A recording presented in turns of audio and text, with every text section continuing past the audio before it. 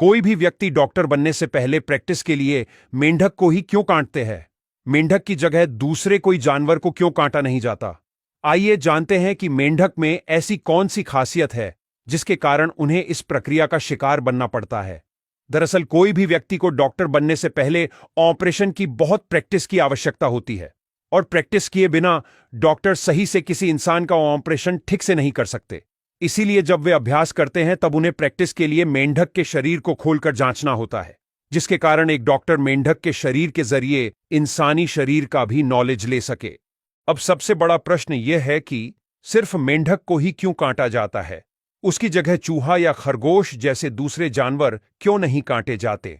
तो इसका जवाब है कि मेंढक के शरीर की आंतरिक संरचना कई मामलों में मानव शरीर से मिलती जुलती होती है। यही कारण है कि इसका अध्ययन मेडिकल और जीव विज्ञान के छात्रों के लिए उपयोगी माना जाता है। आइए जानते हैं कि मेंढक की कौन कौन सी संरचनाएं मानव शरीर से मिलती जुलती हैं। नंबर 1, हृदय की समानता। मेंढक का हृदय 3 कक्षों का होता है, जबकि मनुष्यों का 4 कक्षों का।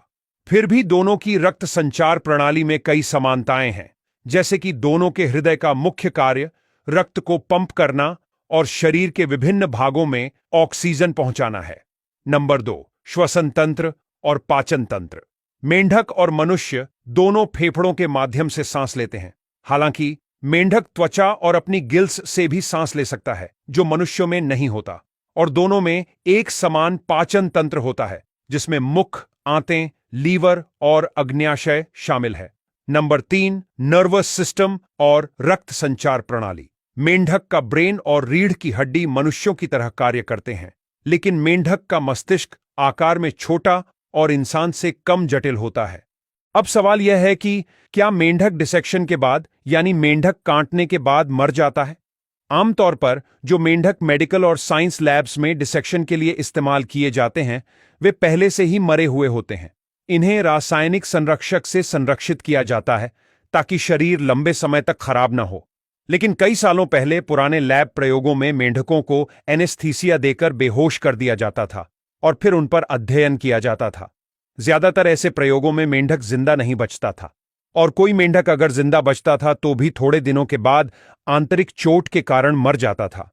लेकिन अब मेंढक को काटना या उस पर प्रयोग करना गैर कानूनी और अनैतिक माना जाता है, और ज्यादातर देशों में जिंदा मेंढकों के डिसेक्शन पर प्रतिबंध है।